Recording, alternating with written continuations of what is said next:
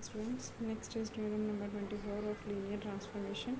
If V and W are finite dimensional vector spaces such that the dimensions of V is equals to W, हमें given है, देखिए ये dimensions V और W equal हैं, तो prove करो, कहते हैं linear transformation D from V to W is 1 है if and only if it is onto. तो हमें दो चीज़ें प्रूव करनी है, ठीक है। क्या चीज़ प्रूव करनी है कि अगर कोई चीज़ 1 है तो वो ऑन टू भी है, ठीक है। तो इसके लिए हम अगर तो 1 है, ठीक है, तो नॉन सिंगुलर होगा। ये हम थ्योरम नंबर 1 है तो नॉन सिंगुलर होगा, ये हम थ्योरम नंबर 23 में प्रूव कर चुके हैं कि कोई चीज़ 1 है तो नॉन सिंगुलर होगी। अगर नॉन सिंगुलर है तो हम डेफिनेशन में कर चुके हैं कि T V is equals to 0 है तो वी इज इक्वल्स टू 0 होगा। तो एन टी अगर 0 है तो nullity T is equals to 0 हो जाएगी, ठीक है।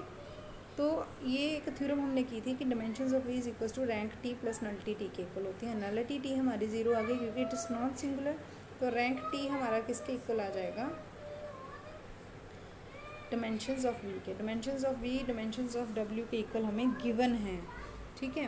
तो रैंक टी अगर हमारा डिमेंशंस ऑफ डब्ल्यू के इक्वल आ जाता है तो ये ऑन टू की डेफिनेशन हो गई कि हर एक टी का कोई ना कोई जो W है वो होना चाहिए। तो डिमेंशंस अगर दोनों की इक्वल आ गई हैं, therefore T is onto, hence the result.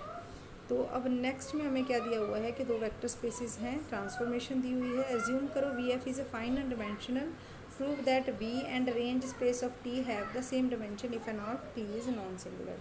तो इसमें भी हमने क्या प्रूव किया कि dimensions of V is equals to range T के इक्वल है, मतलब रैंक T के इक्वल है, ये गिवन है हमें। तो हमें पता है कि dimensions of V is equals to rank T plus nullity T के इक्वल होता है। Nullity T is equals to 0 आ जाएगी अगर ये देखें तो, देखिए ना, dimensions of V is equals to rank T के इक्वल है, पर नलिटी भी होनी चाहिए, पर नलिटी यहाँ पे क्या है, 0 है। तो नलिटी अगर 0 है तो इट मीन्स ये क्या है, नॉन सिंगुलर आ गया। नल स्पेस ऑफ टी 0 की कब होती है, जब वो नॉन सिंगुलर हो जाए। तो कन्वर्स में अगर वो नॉन सिंगुलर है तो नलिटी 0 हो जाएगी, तो वो dimensions V is equals to dimensions और रेंज ऑफ टी के इक्वल आ जाएगा।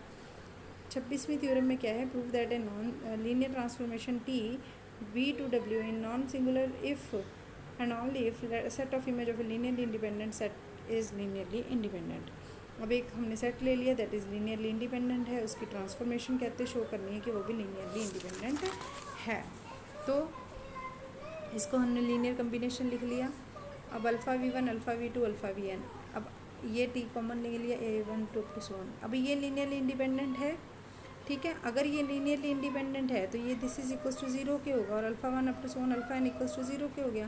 तो सो दैट ये भी इक्वल्स टू, अगर ये 0 इक्वल के नॉन सिंगुलर है, तो अगर v इक्वल्स टू 0 है तो टी वी भी 0 होगा क्योंकि नॉन सिंगुलर गिवन है। तो हमने v इक्वल्स टू 0 लिया है, इसलिए ये वी वी टी वी भी इक्वल्स टू 0 हो जाएगा, ठीक है। ये जो है इसके alpha 1 up to 1 alpha N भी स्केलर्स जो हैं, सॉरी यहाँ पे हमने टी वी इक्वल्स टू 0 है, इसलिए वी भी इक्वल्स टू 0 के होगा, और ये लीनियर कम्बिनेशन में इसके सारे स्केलर 0 के इक्वल हो जाएंगे। तो alpha 1 up to 1 alpha N भी 0 हो गए, तो ये भी लीनियरली इंडिपेंडेंट हो गया। तो इसके कन्वर्स में क्या है, प्रूव करना है हमें नॉन सिंगुलर अगर टी वी इक्वल्स टू 0 है, दोनों ही लीनियरली इंडिपेंडेंट सेट हैं तो, ठीक है।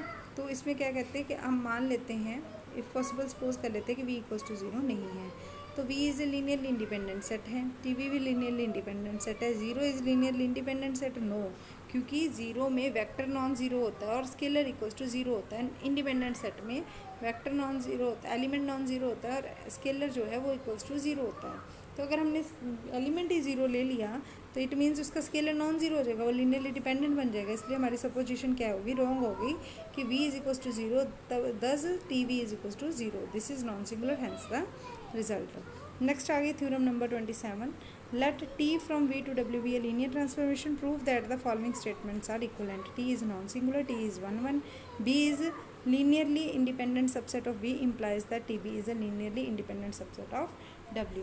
तो इसमें हमने सबसे पहले क्या प्रूव करना है, 1 को 2 के इक्वल और 2 को 3 के इक्वल और 3 को 1 के इक्वल। तो कहते हैं 1 और 2 प्रूव हो जाएंगे अगर हम थ्योरम 19 करेंगे, सेम उसी की तरह आ जाएगा। 2 और 3 को हम प्रूव करेंगे कि एक सेट लीनियरली इंडिपेंडेंट है, तो शो करना है ये भी लीनियरली इंडिपेंडेंट होगा। ये बेटा हम प्रूव कर चुके हैं थ्योरम नंबर, ये जो अभी हमने लास्ट थ्योरम की उसमें हमने ये चीज़ प्रूव की है। कि अगर बी जो इंडिपेंडेंट है तो टी बी भी इंडिपेंडेंट होगा। तो उसका जो थर्ड से फर्स्ट तक आना है वो कन्वर्स ऑफ 22 थ्योरम का देखिए। जो 22 थ्योरम हमने की है उसका जो कन्वर्स पार्ट हमने किया है वो हमने यहाँ तक यही किया है। तो ये थ्योरम हमारी ये पिछली थ्योरम्स को यूज़ करके ही हो गई है, तो ये आप खुद देख सकते हैं। नेक्स्ट है prove that the two finite dimensional vector space V F and W F over the field F are isomorphic if and only if they have the same dimensions. V is homomorphic if and only if dimensions of V is equals to dimensions of W। तो इसमें हमें given क्या है कि V is homomorphic to W है, there exist linear transformation है, that is 1 1 भी है और ऑन टू भी है। तो हमें प्रूव क्या करना है, dimensions of V is equals to dimensions of W है। इसके लिए हमने बेटा दो बेसिस ले लिए, एक B1 ले लिया, एक B2 ले लिया। ठीक है, B1 बेसिस हमने V1 के एलिमेंट लिए और B2 हमने W के एलिमेंट लिए हैं। अब हमें प्रूव क्या करना है कि B2 क्या है, बेसिस है W का।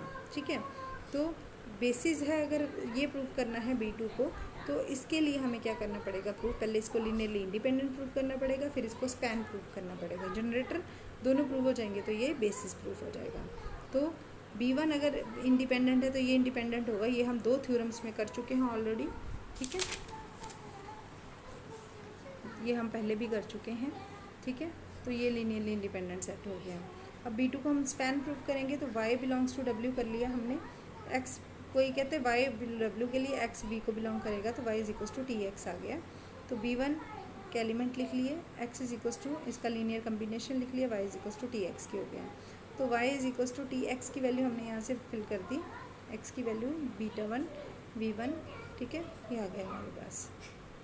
तो β1 T1 ये आ गया लीनियर कम्बिनेशन ऑफ y के एलिमेंट्स आ गए। तो B2 जनरेट कर रहा है W को, therefore B2 is a basis of W। ये हम बेटा वेक्टर स्पेस से करते आ रहे हैं, कैसे करना है इसको स्पैन प्रूफ। अब इसमें कन्वर्स, अब ये dimensions of V is equals to dimensions of W हो गया। अब डिमेंशंस इक्वल है तो प्रूव करो कि ये क्या है, आइसोमॉर्फिक है। ठीक है, तो आइसोमॉर्फिक करने से पहले अब मैं इसकी डेफिनेशन अब बताऊंगी आपको कि क्या होती है। Two vector spaces V F और W F over the field F are isomorphic if and only if there exist linear transformation T V from W such that this is 1 1 and onto. अगर 1 1 and on to है तो isomorphic है। बेटा ये वाली definition हम last भी कर चुके हैं, लास्ट बुक में भी हमने मॉडर्न अलजेब्रा में भी किया था हमने।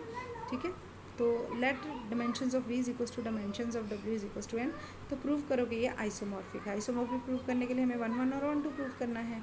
तो ये दो बेसिस ले लिए हमने। ठीक है, अब इसका लीनियर कम्बिनेशन लिख लिया और इसका भी लिख लिया, दोनों को लिख लिया हमने।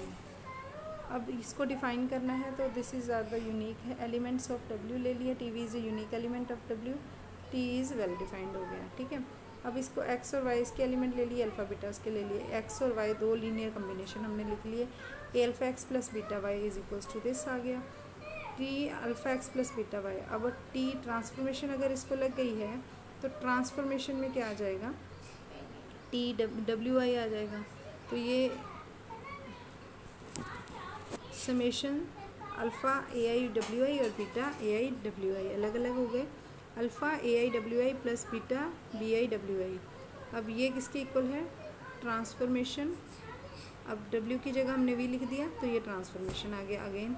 तो alpha T alpha X plus beta Y is equals to alpha T X plus beta Y आ गया। तो ये ट्रांसफॉर्मेशन की डेफिनेशन को प्रूव करता है, इसलिए this is a linear transformation. अब थर्ड चीज़ हम क्या प्रूव करेंगे इसमें, पहले हमने ट्रांसफॉर्मेशन प्रूव की, टी को वेल डिफाइंड किया, फिर ट्रांसफॉर्मेशन प्रूव किया, अब इसको 1 1 प्रूव करेंगे। तो अगर टी V1 और ये दो T X is equals to T Y है तो हमने एक्स को वाई के इक्वल करना है। तो टी एक्स की वैल्यू भर दी और यहाँ पे वाई की वैल्यू भर दी। ठीक है, टी से टी कैंसिल हो गया, ये आ गया हमारे पास डब्ल्यू आई। अब इसको ज़ीरो कर दिया। अब किसी चीज़ की समेशन इक्वल्स टू ज़ीरो है। अब ये वेक्टर्स जो हैं वो नॉन ज़ीरो होंगे क्योंकि ये लीनियरली इंडिपेंडेंट है, इसलिए इसकी स्केलर ज़ीरो होगा। Scalar A I B I equals to zero ले लिया और ए आई बी आई के इक्वल आ गया, इसलिए इसको अलग अलग कर दिया। फिर से x is equals to Y आ गया, तो ये आ गया 1 1 आ गया। अब इसको ऑन टू कैसे प्रूव करना है, let y belongs to W। अब अगर हम इसको W belongs to capital W vector space W के इक्वल ले रहे हैं किसी एलिमेंट W को, तो अगर बेटा वो इसकी डिमेंशंस इक्वल आ जाती हैं, उसकी कोई प्री इमेज एग्जिस्ट कर जाती है तो ऑन टू होगा। ठीक है, तो उसका एक लीनियर कम्बिनेशन लिखेंगे। तो let we is equals to इस कम्बिनेशन के इक्वल है, तो इसको ट्रांसफॉर्मेशन लगाई हमने, तो ये आ गई C1 TV1 W1 है, TV2 W2 है, ये अप टू सो ऑन।